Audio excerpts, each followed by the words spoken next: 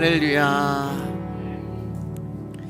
하나님의 말씀은 사무엘하 11장 말씀 보도록 하겠습니다. 사무엘하 11장 26절, 27절 말씀 보도록 하겠습니다. 두 절 말씀이고요. 우리 같이 읽도록 하겠습니다. 시작. 우리아의 아내는 그 남편 우리아가 죽었음을 듣고 그의 남편을 위하여 소리내어 우니라. 그 장례를 마침에 다윗이 사람을 보내 그를 왕궁으로 데려오니 그가 그의 아내가 되어 그에게 아들을 낳으니라. 다윗이 행한 그 일이 여호와 보시기에 악하였더라. 아멘. 우리 옆 사람과 인사하겠습니다. 귀하십니다. 오늘 말씀의 제목은 지난주와 같고요. 나와 똑 닮은 사람 다윗이라고 하는 제목으로 두 번째 말씀을 나누도록 하겠습니다. 우리가 죄에 대하여서 별로 심각한 마음을 갖고 있지 않는 이유는 반복되는 죄로 인하여 죄를 당연시 여기는 마음 때문일 거예요. 그러나 우리의 내면을 조금 더 솔직하게 이렇게 벗겨보면 내가 그 죄를 떨쳐내고 싶지 않아서일 것입니다. 그 이유는 죄가 너무 좋기 때문에 그래요. 우리는 왜 죄를 좋아할까요, 여러분?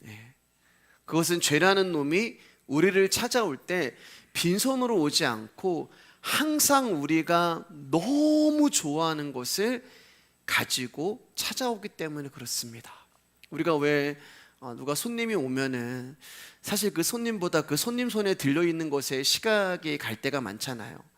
아유, 죄님 빈손으로 오셔도 되는데 뭘 항상 이런 걸 가지고 오세요 라고 하면서 우리는 죄가 주는 선물을 너무 좋아하는 존재들이기 때문에 이 죄를 떨쳐낼 수가 없는 거예요. 여러분, 죄는 사람들에게 고통을 주고 사람들을 힘들게 하는 요소를 가지고 저와 여러분들을 찾아오지 않습니다. 죄는 사람들이 좋아할 것을 가지고 접근을 해요. 사람을 위하는 것, 사람이 좋아할 만한 것을 믿기로 하여 사람을 끌어당기는 것이 죄가 우리를 넘어지게 하는 방법이 되는 거예요. 여러분 한번 생각해 보세요. 죄를 질 때 후회하시나요? 죄를 질 때 우리는 후회하지 않습니다. 죄를 짓고 나서 후회하지 죄를 지을 때는 후회하지 않아요. 다윗이 밧세바와 동침할 때 힘들어하지 않았습니다. 다윗이 밧세바와 간음을 할 때 내가 지금 뭐 하는 짓인가라고 괴로워하지 않았어요. 그렇기 때문에 다윗이 밧세바와 동침하는 것은 그에게 고통도 아니고 아픔도 아니고 힘듦도 아니라 오히려 즐거움과 쾌락이었어요. 이처럼 죄는 인간이 좋아하는 것을 제공하며 다가옵니다. 그러니까 여러분, 저와 여러분들이 짓는 죄라는 것은 결국 내가 가장 좋아하는 것이고 내가 가장 좋아하는 것은 내가 가장 연약한 부분이 되는 거예요. 그래서 그 연약한 부분을 죄가 공격을 하는 것입니다. 여러분, 이런 죄를 우리가 어떻게 다짐하고 결심하고 훈련한다고 이길 수 있겠어요? 우리는 이 죄를 이길 수 없는 자들입니다. 그렇기 때문에 죄를 이긴다는 것은 애초에 불가능한 거예요. 왠지 지난 시간에 말씀을 드렸죠. 죄는 외부에 있는 것이 아니라 나와 함께하고 있기 때문에 그렇습니다. 그럼에도 불구하고 지난주와 이번 주 그리고 또 다음 주 또 그 다음 주가 될 수도 있을 것 같아요. 성경이 다윗의 범죄를 다루고 언급하고 있는 이유는 하나님 마음에 합한 자라고 여기고 스스로 믿음이 있다고 여기는 다윗 역시 하나님이 은혜를 주시지 아니하면 다른 이들과 마찬가지로 악한 죄인일 뿐이며 자신의 힘으로 아무것도 할 수 없는 자라는 것을 깨닫게 하시기 위한 하나님의 배려가 되는 거예요. 하나님은 다윗이 죄를 지을 때 다윗에게 있는 인간의 악함이 그대로 드러나게 하시기 위하여 다윗이 죄를 지을 때 그를 그냥 내버려 두셨어요. 하나님은 다윗이 자신이 지은 죄로 인하여 자신이라는 존재가 얼마나 죄인이고 악인인가를 스스로 고발하게 만드신 것입니다. 인간은 절대로 스스로의 의로움으로 존재할 수 없으며 하나님의 은혜가 아니고서는 결코 빛의 길을 갈 수 없음을 깨닫게 하시려고 다윗이 죄를 짓는 것을 아시면서도 보시면서도 그를 막지 않으신 거예요. 즉, 죄 가운데 있는 인간의 비참함이라는 것을 하나님께서 보여주시기 위하여 다윗이 범죄하도록 한시적으로 그를 내버려 두신 것입니다. 영원히 내버려 두신 게 아니에요. 하나님을 선택하고 부르신 자들은 하나님이 한시적으로 죄를 허락할 수 있지만 영원히 내버려 두지 않으세요. 영원히 내버려 두는 존재는 하나님과 관계가 없는 자들입니다. 법을 받지 못한 자들이에요. 말씀을 받지 못한 자들이에요. 그런 자들에게는 말씀이 들리지 않습니다. 그래서 우리가 지난 시간에 뭘 나눴어요? 하나님께서 한시적으로 다윗에게 은혜를 거두어 가시니까 다윗이라는 존재가 어떤 존재인지 드러나는데 그는 간음하고 살인한 자라는 거예요. 그리고 이 모습이 저와 여러분이라는 것입니다. 그렇기 때문에 어느 누구도 죄 앞에서 당당할 수가 없는 거예요. 따라서 다윗이 범죄하는 이야기는 죄짓지 마십시오라고 하는 교훈이 아니라 저와 여러분 인간이 어떤 존재인가를 낱낱이 드러나게 하시는 하나님의 일하심이 되는 거예요. 목사님, 저는 다윗처럼 간음하지도 않았고 살인하지도 않았습니다라고 반문하시는 분도 계실 것입니다. 그러나 여러분, 다윗과 같은 동일한 행위는 우리에게 없다 할지라도 다윗처럼 밧세바와 동침하는 행위를 이끌어내고 싶은 욕망이 우리 안에 있잖아요. 또 다윗과 같이 동일한 죄는 낳지 않았다 할지라도 우리 안에 다윗과 동일한 욕망과 정욕이 잉태되어 있음을 부인할 수 없을 것입니다. 그렇기 때문에 제가 다윗이고 여러분이 다윗이에요. 그래서 이것을 지난 시간에 인정하셔야 된다고 말씀을 드렸습니다. 다시 한번 옆 사람에게 축복하겠습니다. 당신이 죄인입니다. 네, 그래야만 이 말씀이 나에게 생명으로 찾아오셔서 역사할 수 있는 거예요. 자, 밧세바가 다윗과 동침을 한 후에 자신이 임신한 사실을 알게 되었습니다. 그리고 그 사실을 다윗에게 고하게 되죠. 여러분, 밧세바가 임신한 아이는 다윗의 간음이라는 죄의 증거물이 되는 거예요. 즉, 빼도 박도 못하는 죄의 결과물이 그 아이가 되는 것입니다. 그렇기 때문에 그 증거가 드러나면 다윗은 범죄자라는 사실이 밝혀지기 때문에 다윗은 어떻게 해서라도 그 증거물을 은폐해야 했어요. 그래야만 자신이 계속 왕의 자리에서 당당한 척, 거룩한 척, 깨끗한 척, 안 그런 척하고 살아갈 수 있기 때문이에요. 그래서 다윗이 생각해낸 방법이 밧세바가 임신한 아이가 자신의 아이가 아닌 것처럼 보이게 만드는 것이었습니다. 6절 말씀 읽도록 하겠습니다. 시작. 햇사람 우리아를 내게 보내라 하매 요압이 우리아를 다윗에게로 보내니 다윗은 군대 사령관 요압에게 기별하여 전쟁터에 나가 있는 우리아를 집으로 보내도록 지시를 합니다. 또 우리아가 자신을 갑자기 부린 것에 대해서 의문을 품을 것을 생각하여서 다윗은 우리아를 집으로 바로 보내지 않고 궁으로 먼저 불러요.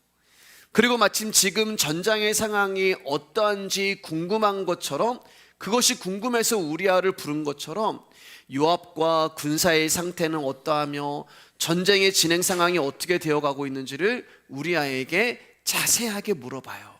이처럼 죄는 철저하게 계획적입니다. 7절 말씀입니다. 시작. 우리아가 다윗에게 이르매 다윗이 요압의 안부와 군사의 안부와 싸움이 어떻는지를 묻고, 이 7절에서 다윗이 물어보는데요, 다윗은 지금 전쟁의 상황이 하나도 궁금하지 않아요. 그가 전쟁의 상황이 궁금했다면은 그는 지금 평소대로 전쟁터에 있어야 될 사람입니다. 지난 시간에 본 것처럼 다윗은 예루살렘 궁안에서 낮잠을 늘어지게 자고 옥상에서 산책을 즐길 만큼 위기와 걱정과 근심이 없었어요.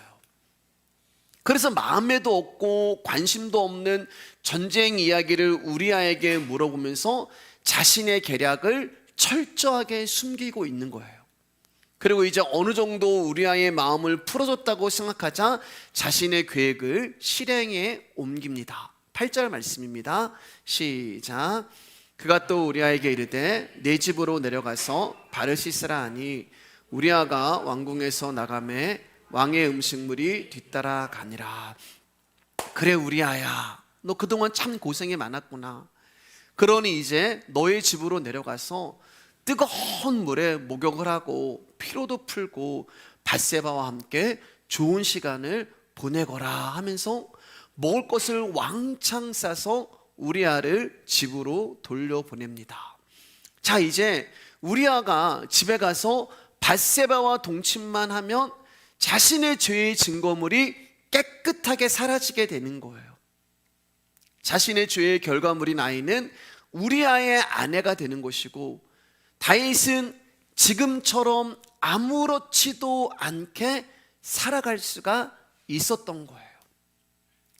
그러니까 지금 다윗은 우리아를 자신이 지은 죄의 자리에 앉혀놓고 자신은 살며시 그 자리에서 빠져나오려고 하고 있는 것입니다. 지난주부터 말씀을 들으면서 우리 안에 어떻게 다윗이 이런 계략까지 세울 수 있는가라는 의문이 드실 거예요. 그러나 여러분, 이 다윗이 바로 저와 여러분이라는 것입니다. 이거 놓치시면 안 돼요. 우리가 생각하는 것은 다윗이 하나님을 그토록 신앙하고 있었으니 목욕하는 밧세바를 목격하고 잠시 유혹을 받았다 할지라도 그와 동침하는 자리까지는 가면 안 되는 거 아닌가? 우리는 이렇게 생각할 수가 있어요. 즉, 유혹을 받으면서 내가 시각으로 그 목욕하는 여인을 보면서 아, 나는 하나님의 사람이지, 나는 하나님을 신앙하는 사람이지, 내가 이런 죄를 지을 수 없다고 자신을 절제하고 유혹을 극복할 수 있어야 한다고 우리는 생각을 해요. 믿음을 가진 사람이라면, 신앙인이라면. 그러나 여러분, 내가 다윗이고 여러분이 다윗이잖아요. 그럼 여러분, 내가 다윗의 입장이라면 내가 다짐하고 결단한 대로 이 죄를 멀리하고 죄를 이길 수 있냐는 거예요. 스스로에게 물어보시면 답이 나오잖아요. 그렇기 때문에 우리는 어떻게 다윗이 그렇게 할 수가 있어? 어쩌면 우리 안에 죄를 지은 사람을 보고서 어떻게 네가 그럴 수가 있어? 아니, 어떻게 집사님이, 어떻게 목사님이 그런 죄를 지을 수가 있어요? 라고 비판하고 판단할 자격이 우리 중에는 그 어느 누구도 없는 거예요. 그럼 왜 당당할까? 왜 우리가 비판하고 판단하는 자리에 있을까? 왜 그럴까요, 여러분?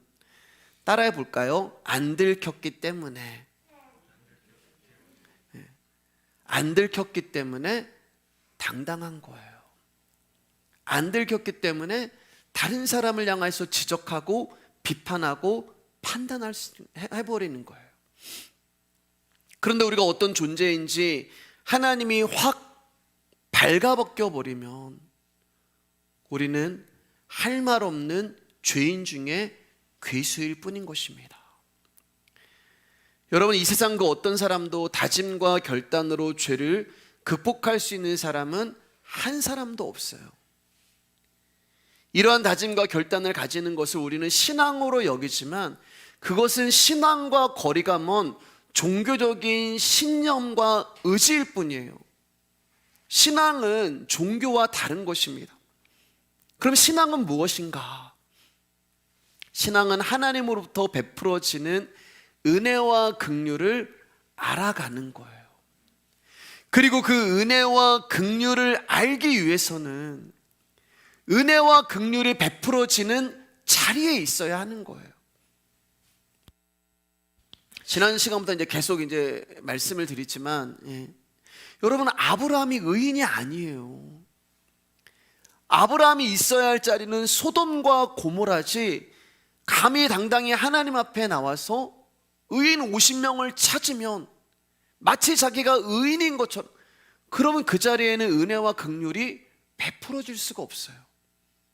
은혜와 긍휼은 아브라함에게 떨어진 것이 아니라 소돔과 고모라에 있던 아브라함의 조카 롯에게 떨어지는 거예요.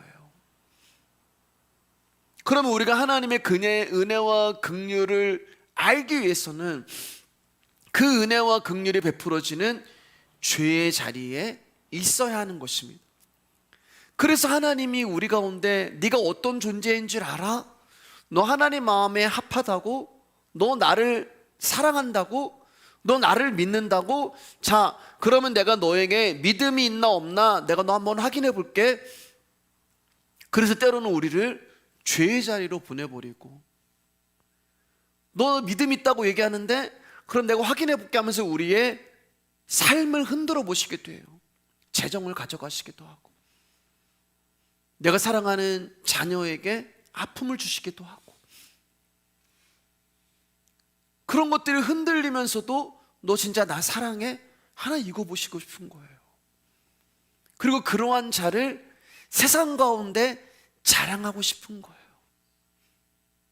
그래서 다윗이 어떤 존재인가를 먼저 하나님에 밝혀버리시는 거예요. 이게 하나님이 우리를 다루시는 방법이에요. 그리고 나서 하나님이 이제 은혜와 긍휼을 주십니다. 이제 다음 주에 우리가 자세하게 그 부분에서 볼게요. 다윗이 정말 어떤 존재인지 다 드러나는 시간입니다. 다윗은 지금 하나님의 은총과 긍휼의 자리에 있지 않았어요. 왜냐하면 그는 죄를 감추려고 하고 있기 때문에 그렇습니다. 죄인의 자리에 가지 않기 때문에 그래요. 자신의 죄인됨을 바라보며 하나님의 은혜와 긍휼과 자비하심으로 말미암아 존재하고 살아가고 있는 자신을 보지 못하고 있는 거예요. 그 증거가 전쟁에 나가지 않고 예루살렘에 있었던 것입니다. 다윗이 예루살렘에 그대로 있었던 것은 내가 나가지 않아도 적들을 물리칠 수 있는 힘이 내 군사들과 내가 가지고 있는 무기에 있다고 믿었던 거예요. 즉 하나님을 의지하지 않는 거예요. 그 전까지 하나님을 의지했는데 하나님이 복을 주셔서 자기 수중에 군사들이 생기고 무기가 생기고 힘이 생기니까 이제 그가 예루살렘에 안주하는 것입니다. 우리가 신앙에 안주하는 거예요. 믿음에 안주하는 거예요. 제가 요새 이제 좀 제 안에 이제 이게 딜레마라고 해야 되나? 하나님의 기도 제목이 있는데, 우리 성도님들이 이제 말씀을 알아가시고 복음을 알아가시면서 거기에 대해서 이게 혹시 너무 지식적인 말씀으로 안주하시는 거 아닌가? 이제 기도하면서 이런 마음이 이제 종종 들어옵니다. 그래서 저 청년들 방에는 어제 제가 글을 올렸어요. 우리 청년들이 정말 하나님을 두려워하고 경외하고 내가 세상 가운데서 말씀으로 살아가고 예배 자리를 사모하고 그랬던 우리였단 말이에요. 그런데 나에게 위기와 걱정과 근심이 사라지니까 안주해 버리는 거예요. 다윗이 골리앗 앞에서 죄 안 졌잖아요. 사울에게 쫓길 때 죄 안 졌잖아요. 그런데 지금 하나님의 은혜와 긍휼로 존재하는 자신을 보지 않고 자신이 가지고 있는 힘을 보기 때문에 예루살렘에 안주하는 것입니다. 그래서 성경은 교만이라고 이야기해요. 야고보서 4장 6절입니다. 시작. 그러나 더욱 큰 은혜를 주시나니 그러므로 일렀을 때 하나님이 교만한 자를 물리치시고 겸손한 자에게 은혜를 주신다 하였느니라. 교만한 자는 여러분 하나님을 의지하지 않는 자예요. 왜 교만할까요? 왜 하나님을 의지하지 않을까요? 다른 힘이 있기 때문에 그래요. 하나님 말고 내가 의지할 다른 것이 있기 때문에 그래요. 그러나 여러분, 세상의 그 어떤 힘도 죄인된 저와 여러분들을 생명에 도달하게 할 수 없음을 아셔야 하는 거예요. 그것을 아는 사람이 겸손해지는 것입니다. 겸손하다는 뜻은 뭐예요? 하나님이 나의 힘입니다. 하나님만 의지하고 신뢰하는 사람이 겸손한 사람이 되는 거예요. 비록 다윗의 신분은 이스라엘의 왕이며 하나님의 백성이라고 자처하는 자리에 있었지만 그는 여러분 교만한 비신앙의 모습을 그대로 가지고 있는 거예요. 즉 껍데기는 다윗이 지금 신앙인일 수 있지만 그 껍데기 안에 있는 내용물은 비신앙인으로 가득했던 거예요. 11장 4절 말씀 보도록 하겠습니다. 시작. 다윗이 전령을 보내어 그 여자를 자기에게로 데려오게 하고 그 여자가 그 부정함을 깨끗하게 했으므로 더불어 동침함에 그 여자가 자기 집으로 돌아가니라. 다윗이 지금 껍데기는 신앙인이에요. 여러분, 겉으로 볼 때는 믿음이 있는 사람이에요. 왜요? 지금 밧세바를 데리고 왔는데 부정한 여인이었어요. 그게 뭐냐면 이 여자가 생리 중이었다는 말이에요. 율법에 생리를 하고 있는 여인과는 관계하면 안 돼요. 그게 율법에서 범하는 법이에요. 그러니까 신앙이니까 나는 하나님 말씀을 지켜야 돼. 하나님 말씀에 부정한 여인과 동침하면 안 돼. 자기는 말씀을 지키는 자예요. 신앙인이에요. 그러면서 어떻게 해요? 간음하는 거예요. 그 부정함이 끝날 때까지 기다렸다가 간음을 하는 것입니다.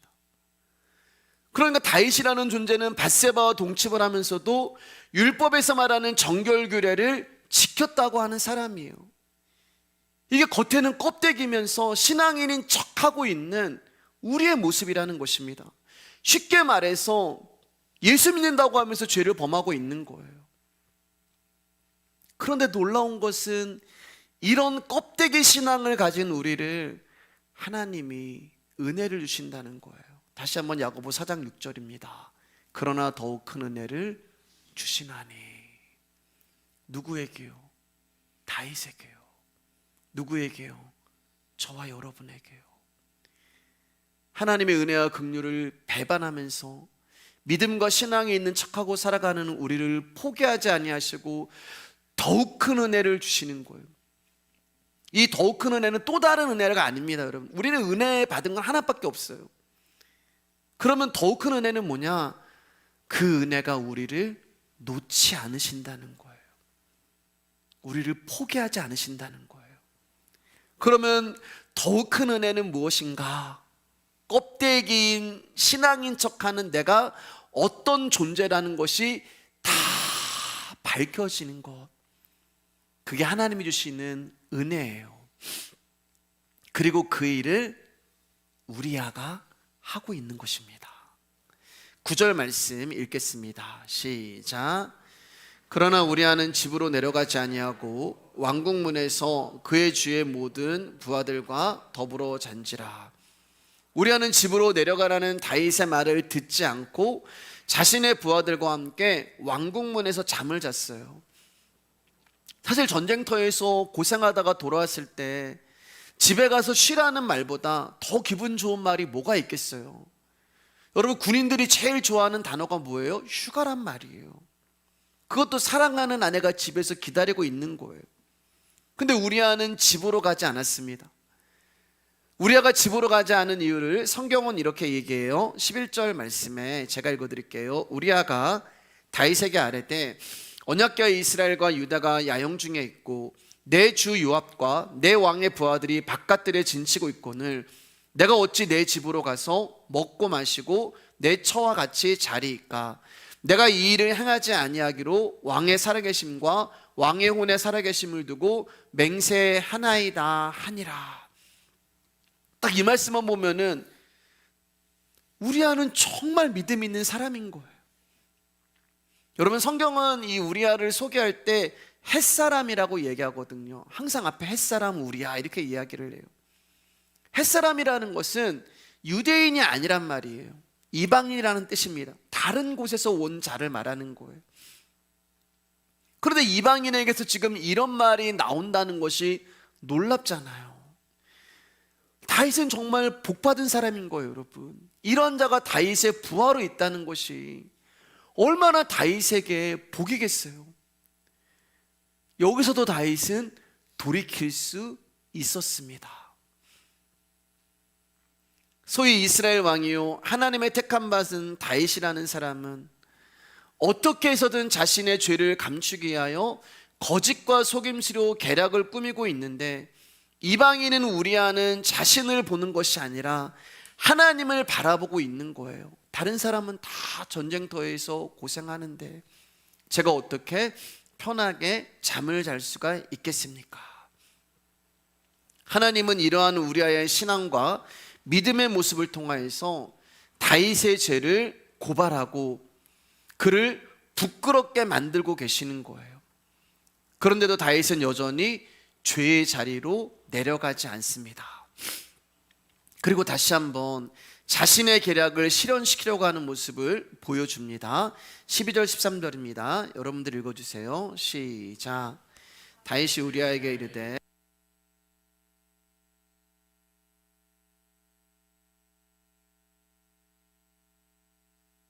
다윗이 그를 불러서 그로 그 앞에서 먹고 마시고 취하게 하니 저녁 때에 그가 나가서 그의 주의 부하들과 더불어 침상에 눕고 그의 집으로 내려가지 아니하니라.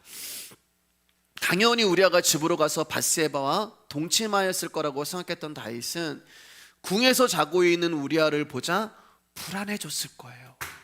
초조해졌을 거예요. 왜 여러분? 내 뜻대로 되지 아니하면 우리는 불안한 거예요. 내 계획대로 되지 아니하면 우리는 초조해지는 존재예요. 그래서 집으로 가지 않고 왕궁에서 잠을 자고 있는 우리아에게 이튿날 술을 많이 먹여서, 자기 앞에서라는 단어가 있잖아요. 여기 보면 그 앞에서 이제는 확인을 해야 되는 거예요. 술을 많이 먹여서 집으로 돌려 보내려고 다시 한번 계획을 시도합니다. 그러나 다윗의 두 번째 계략 역시 실패를 해요. 우리아는 이날도 여전히 왕의 신하들과 함께 잠자리에 들고 자기 집으로 내려가지 않았습니다. 다윗이 초조해지기 시작했어요. 불안해지기 시작했어요. 여러분, 인간이 추구하는 것은 자신의 깨끗함이에요. 다른 사람에게 악하고 더러운 자로 드러나는 것이 아니라 깨끗한 자로 보이고 싶고 착한 자로 보이고 싶고 믿음이 있는 자로 보이고 싶은 것이 인간의 본성이에요. 그래서 우리는 끊임없이 가면을 쓰고 끊임없이 옷을 입어요. 여러분, 하나님은 우리의 옷을 벗기시잖아요. 그래서 아담에게 옷을 벗기시고, 노아가 방주에서 나왔을 때 그의 하체를 벗기시고, 요셉의 겉옷을 벗기시고, 다윗이 속옷을 다 들어올 때 벗기시고, 우리가 벗어져야지만 하나님이 십자가에 올라가시면서 죽으시면서 당신의 겉옷과 속옷이 우리 가운데 입혀진단 말입니다. 우리는 끊임없이 옷을 입어요. 예배의 옷을 입고, 기도의 옷을 입고, 믿음의 옷을 입고, 헌신의 옷을 입고, 봉사의 옷을 입고, 얼마나 많은 옷을 입고 있어요. 그러니까 나는 옷을 막 입고 있는데 안 입은 사람 보면 거기다 너는 왜 봉사 안 해? 너는 왜 기도 안 해? 너는 왜 말씀 안 읽어? 너는 왜 그렇게 살아? 근데 우리는 옷을 너무나 두껍게 입으니까 안 숙여지는 거예요. 비대해져가지고. 이게 우리의 모습이 되는 거예요. 우리는 그렇게 다른 사람에게 보이고 싶어요. 믿음 있는 척, 거룩한 척, 깨끗한 척, 안 그런 척.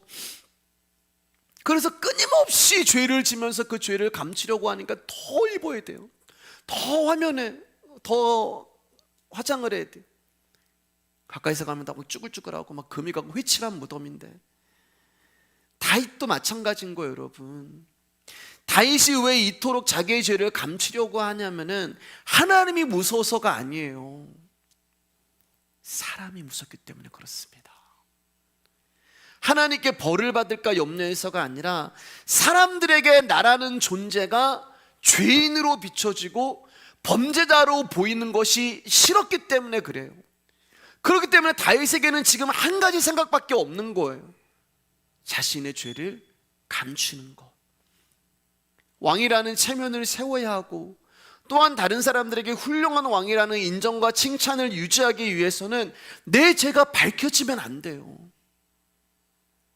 그 다음 주에 보겠지만 하나님의 다윗이 계속 이런 모습을 유지하니까 하나님이 강제적으로 그를 드러내 버리시는 거예요. 당신이 그 사람이에요. 네가 죄인이야. 그것도 온 백성 앞에. 그래서 지금 우리아를 이용해서 하나님이 다윗이 우리아를 이용해서 자신의 죄를 감추려고 계략을 세우고 애를 쓰고 있는 것입니다. 그런데 번번이 실패하고 번번이 무너지는 거예요. 전쟁터에서 수고하는 동료들을 생각하는 우리아의 마음으로 인하여 다윗은 자신의 죄를 덮으려고 하는 계획이 실패를 하자 이제는 또 다른 계략으로 자신의 죄를 덮고자 합니다. 14절 15절입니다 시작. 아침이 되매 다윗이 편지를 써서 우리아의 손에 들려 요압에게 보내니 그 편지에 써서 이르기를 너희가 우리아를 맹렬한 싸움에 앞세워 두고 너희는 뒤로 물러가서 그로 맞아 죽게 하라 하였더라. 다윗의 또 다른 계략은 우리아를 전투가 심한 최전방에 보내서 그를 죽게 만드는 거였어요. 다윗은 우리아를 죽이라고 하는 살인교사가 적혀있는 문서를 우리아 손에 들려서 보냅니다. 그리고 그 봉투에다가 왕의 인장을 꽉 찍죠. 왕의 인장이 찍혀있기 때문에 우리아는 뭐가 써있는지 몰라요. 그 누구도 함부로 열어볼 수가 없어요. 그러니까 지금 우리아는 자신이 죽어야 되는 그 문서를 가지고 죽으러 가고 있는 거예요. 다윗은 밧세바와 간음을 하는 내용에서 인간의 악함과 본질을 보여주고 있고, 또 우리아를 불러서 밧세바와 동침하려는 내용에서는 인간의 악함을 감추고 항상 깨끗한 척 살려고 힘쓰는 또 다른 악함을 보여주고 있고, 이제는 우리아를 죽이려고 하는 내용에서는 인간이라는 존재가 얼마나 악한 존재이고 죄인인가를 보여주고 있는 거예요. 분명 우리가 알고 있는 다윗은 이런 사람이 아니었잖아요. 골리앗을 죽인 용사 중에 용사였고, 자기를 죽이려고 하는 사울을 하나님의 위대한 영웅이며 하나님의 마음으로 용서했고, 하나님의 처소가 남루한 것을 보고 마음 아파했던 믿음의 사람이었습니다. 하나님의 마음에 합하다는 칭찬과 함께 백성들의 존경을 받았고 칭송을 받았던 왕이에요. 그런데 어떻게 다윗이 이런 존재로 변할 수가 있냐는 거예요. 그런데 여러분, 죄는 사람의 죄를 구별해서 찾아오는 게 아닙니다. 인간을 구별해서 찾아오는 게 아니에요. 어떤 사람에게 해당되는 죄가 어떤 사람에게는 해당이 안 되는 죄가 없는 거예요. 다 똑같아요. 즉 다윗이라고 해서 별다를 존재가 아니고 다윗이라고 해서 죄로부터 자유로울 수가 없다는 것입니다. 왜냐하면 다윗 역시 본질적 죄성을 가진 인간이기 때문에 그 이상도 그 이하도 아닌 죄인일 뿐인 거예요. 다윗이 처음에는 우리아를 죽일 생각을 하지 않았어요. 우리아가 다윗의 계획대로만 밧세바와 동침을 하면 모든 것이 없어졌던 일이 될 것입니다. 그런데 실패하니까 우리아를 죽이려고 합니다. 우리아를 죽여서라도 자신의 죄를 감추고 가리려고 했던 거예요. 그러나 자기의 죄를 위하여 사람을 죽일 수 있는 존재가 바로 죄성을 가지고 살아가는 저와 여러분이라는 거예요. 다윗이 아니라는 거예요. 여러분, 우리라는 존재는 나의 죄를 감추기 위해서는 사람도 죽이는 자. 뉴스 보면 그 흉악한 그 살인범이 내가 될 수도 있는 거예요. 16절 17절입니다 시작. 요압이 그 성을 살펴 용사들이 있는 것을 아는 그곳에 우리아를 두니 그 성 사람들이 나와서 요압과 더불어 싸울 때 다윗의 부하 중 몇 사람이 엎드러지고 햇사람 우리아도 죽으니라. 그리고 다윗의 계획대로 우리아는 최전방에서 적의 공격으로 죽임을 당하게 됩니다. 근데 여기 보면 우리아만 죽은 게 아니에요. 다윗의 부하 중 몇 사람도 우리아 때문에 죽임을 같이 당하게 됩니다. 그리고 요압은 다윗에게 전령을 보내면서 이렇게 이야기를 하라고 이야기해요. 21절에 어찌하여 성에 가까이 갔더냐 하시거든 내가 말하기를 왕의 종 햇사람 우리아도 죽었나이다 하라. 여러분, 요압이 지금 전령을 보내면서 왕에게 이 말을 꼭 해라라고 했던 이 의도가 뭐겠어요? 전령은 무슨 말인지 모를 거예요. 이 말은 왕이 지시한 일을 잘 마쳤다는 보고를 하라는 얘기예요. 그러면 이 말은 지금 뭐냐면은 요압도 다윗이 우리아를 살인 계획을 세고 그를 죽였다는 그것을 알고 있다는 것을 요압도 알고 있다는 거예요. 요압까지 다윗의 살인 계획을 알고 지금 다윗과 함께 공조를 하고 있는 것입니다. 자, 그 전령에게 그 이야기를 딱 듣자 햇사람 우리아가 죽었습니다. 왕의 종 햇사람 우리아도 죽었습니다. 그 전령을 통하여서 그 이야기를 듣자 다윗이 25절에서 뭐라고 이야기하냐면 이렇게 이야기를 해요. 여러분 같이 한번 읽어주실까요? 시작. 다윗이 전령에게 이르되 너는 요압에게 이같이 말하기를 이 일로 걱정하지 말라. 칼은 이 사람이나 저 사람이나 삼키느니라. 그 성을 향하여 더욱 힘써 싸워 함락시키라 하여 너는 그를 담대하게 하라 하니라. 자, 이제 말씀 준비하면서 정말 어쩜 진짜 나랑 이렇게 똑같을까. 저는 이제 베드로를 보면서 나중에 이제 우리 한 베드로도 깊이 좀 나누고 싶거든요. 뭐 요한복음, 마태복음을 나눴지만 제목만 바꿔서 나와 똑 닮은 사람 베드로, 이제 이런 제목으로 나누고 싶어요. 베드로 하면서도 어쩜 이렇게 나랑 똑같을까 그러는데 다윗을 보면서도 진짜 나랑 똑 닮았구나. 여러분, 다윗은 지금 자신의 계략으로 인하여 자신의 부하들이 죽었어요. 아파하지 않아요. 자신의 부하들이 죽었음에도 너무 미안하구나. 우리아 때문에 내 부하들 그 아까운 목숨들도 죽어. 아파하지도 않아요. 그저 우리아가 죽었다는 것만으로 자신의 죄가 감춰지고 계속해서 왕으로서의 체면과 권력을 유지할 수 있게 되었다는 것에 안도의 한숨만을 내쉬고 있는 거예요. 그리고 이 일을 대신해 준 요압에게 얼마나 고마웠겠어요. 그래서 요압에게 요압아, 칼은 이 편도 죽이고 저 편도 죽이기 마련이니까 이번 일로 조금 더 걱정하지 말고 용기를 잃지 말고 그 성을 계속 맹렬히 공격하여서 무너뜨려라 하고 요압에게 위로와 소망과 용기를 주고 있는 것입니다. 그런데 여러분, 다윗이 이 한 말씀을 곰곰이 묵상해 보면, 제가 여러분 곰곰이 묵상해 봤거든요. 그런데 이 말은 요압에게 용기와 위로와 소망을 주는 말인 것처럼 보이지만 아부하고 있는 거예요. 아부하고. 다윗은 요압에게 이제 더 이상 떳떳할 수 없는 자가 되었습니다. 왜냐하면 왕의 종 햇사람 우리아도 죽었나이다 라고 하는 이 요압의 말을 듣는 순간 요압도 나의 죄를 알고 있네. 자신이 어떤 죄를 짓고 그 죄를 감추기 위하여 무슨 짓을 했는지 요압이 알고 있는 거예요. 간음이라는 죄를 감추기 위하여 우리아를 죽인 건데 이제는 살인까지 한 자로 요압의 눈치를 봐야 하는 거예요. 여러분 다시 한번 제 말씀 듣고 다시 한번 이 구절 보세요. 심히 지금 좀 오버하는 것처럼 보이지 않으세요? 심하게 칭찬하고 좀 왕이 비굴할 정도로 오버하는 모습을 보여주지 않아요? 여러분, 누군가가 나의 부정함을 알고 나의 약점을 알고 있다면 우리는 그 사람 앞에 당당할 수가 없잖아요. 그 사람의 눈치를 볼 수밖에 없는 거예요. 왜냐하면 요압이 입만 뻥끗하면 다윗이 어떤 사람이라는 것이 만천하에 드러나기 때문에 그렇습니다.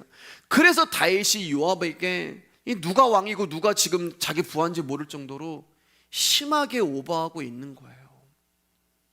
그런데 여러분, 다윗이 하나는 한 가지만 알고 하나는 모르고 있어요.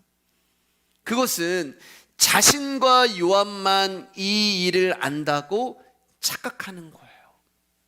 26절 27절입니다 시작. 우리아의 아내는 그 남편 우리아가 죽었음을 듣고 그의 남편을 위하여 소리내어 오니라. 그 장례를 마침에 다윗이 사람을 보내 그를 왕궁으로 데려오니 그가 그의 아내가 되어 그에게 아들을 낳으니라. 다윗이 행한 그 일이 여호와 보시기에 악하였더라. 요한만 알고 있는 게 아니에요. 다윗은 요한만 단속하면 된다고 생각을 했어요. 근데 누가 알고 계세요, 여러분? 하나님이 보시기에 악하였더라. 하나님이 보시고 하나님이 알고 계시는 거예요. 하나님 뭐라고 말씀하세요? 악한 놈아, 악한 놈아. 하나님이 다윗을 이렇게 명령 말씀하시는 거예요. 아까도 말씀드렸지만 다윗의 이런 악함을 보면서 인간이 어떻게 변할 수가 있을까 의문 가질 필요가 없어요. 여러분, 저와 여러분들이 악한 존재이기 때문에 그렇습니다. 제가 톡에도 보내드렸지만 목사인 저도 부끄럽지만 감추고 싶은 죄와 드러나지 않았으면 하는 죄를 가지고 살아가요. 또 저 역시 저의 실수나 잘못이 있을 때는 그것을 인정하기보다는 다른 사람의 잘못으로 돌리거나 탓을 하기도 합니다. 이런 제가 오늘 본문의 다윗의 자리에 있다면 뭐가 달라졌겠어요, 여러분? 선악과 따먹으면 안 돼. 그거 알고 있는데 내가 아담의 자리가 있으면 안 따먹겠어요?